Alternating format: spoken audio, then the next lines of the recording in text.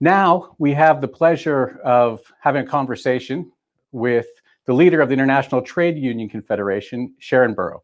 So I'd like to ask Sharan to join me out here. Just say a few words about Sharan.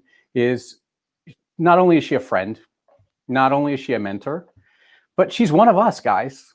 She comes from us. She was on the EI executive board. She is a teacher who made the union her life and then rose to the ranks all the way up to the very top and is the general secretary of the ITUC, leading the global trade union movement, representing us in the halls of power, but never forgetting her organizing roots and always mentoring certain young general secretaries along the way, which is deeply appreciated. So Sharan, welcome. It's great to have you with us. It's great to be with you, David. Happy Teachers' Day.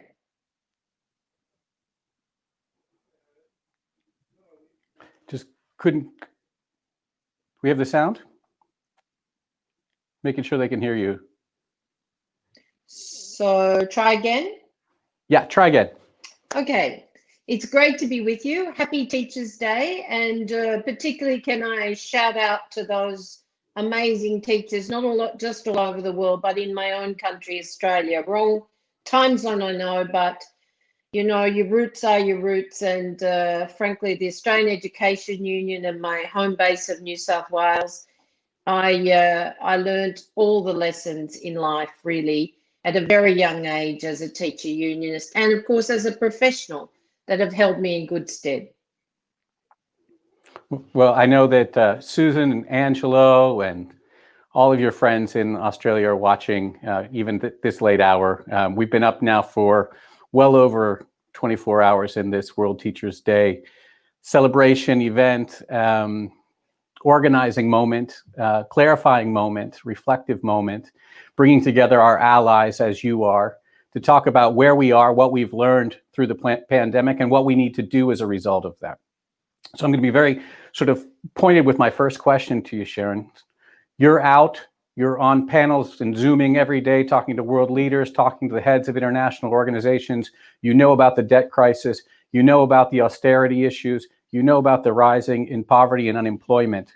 Can you help us sort of map out where do we need to go from here? What has to happen now? So we were already in a convergence of crisis, David. Of course, we had historic levels of inequality. Teachers saw that every day in their classrooms. Their parents saw it in the world of work, and the income share for working people since the slashing of the social contract in the early 90s has been like a big dipper.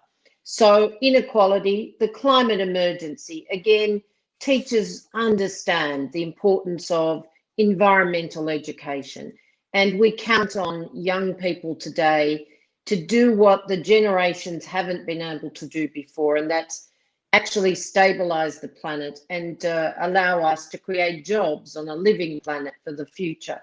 But then the context of COVID-19, let me first of all say a huge thank you and unbelievable outpourings of respect from all over the world for teachers who were one of the groups on the front lines. You kept the world going, whether it was virtual, whether it was in person, just as those people who went to work in the supermarkets and of course our treasured health professionals, risking your lives and learning very quickly to pivot your world to meet the test. Although I just heard from a friend, actually, Will I Am, in another conversation we were having, and you'd all probably know Will from the Black Eyed Peas. He told the terrible story of disheartenment when people who don't have access to the internet, can't afford Wi-Fi, are hanging out outside Taco Bells and Burger Kings and other such fast food places to get the free Wi-Fi late at night to try and actually keep up with their lessons. So teachers, big applause. But now we have an economic and social crisis that unless we rebuild the social contract, unless we have a new social contract with recovery and resilience, and of course that means, David, jobs, jobs and jobs, climate-friendly jobs. It means universal social protection, and we're fighting for a global social protection fund for the poorest of countries. 500 million jobs lost, 1.6 billion facing destitution, constitution in the informal economy, but that must include funding for our vital public services, for the care economy, and of course, health, education, childcare, aged care, all of the things that make us strong as a community. So do you think that the political will is now here in the face of this crisis to actually make that social contract happen? Are we in a different moment due to the sort of the corporate profiteers and those that have sort of found ways to sort of offshore their wealth and not pay their taxes, just sort of benefit off public services without paying their due, to fight our attempts to get basic human rights and labor rights and women's rights? Are you feeling like they're on the ropes, that they get it, that this is something, that this is a moment that we're going to be able to break through? I wish I could say unequivocally yes. Do I think we can break through? Absolutely. Do I think that our political leaders are there? There are two camps. We've won the battle internationally, and I hope we can win it in every country. And I know you're going to be talking to the president of Argentina, and the Argentinian unions have won it there, where their government's committed to a new social contract. You hear the language everywhere. You hear the commitment to universal social protection, but walking the talk, we've spent about up to 18 trillion already through this crisis, and unions have a lot to be proud of. I just heard one of your colleagues say that from Europe. The support you won for teachers and students, and of course other unions for parents on the front line or having lost their jobs, these are massive advances on the social contract. But do I think that our government leaders, when again you've got the corporate sector divided too, there is one group of corporates who know the world has to change, who are working with us, but they're more real economy people. If you look at the profiteers, the big tech companies eroding privacy, putting in place unacceptable surveillance. Again, I'm going to quote Will, because we just had this conversation online. Will IAM says we should have an AI constitution. I'm for that. We're all for that. We have to fight for a new social contract that is about the future we want, David. And I'd invite people to say, what is it that they want in their social contract? I'm going to actually send out with David an invitation to you in the coming weeks. Tell us what you want in the social contract for yourselves, your children, your communities, because that's the fight we need to take up. And to be honest, David, it'll be the fight of the generations. We need to bring every generation into this struggle.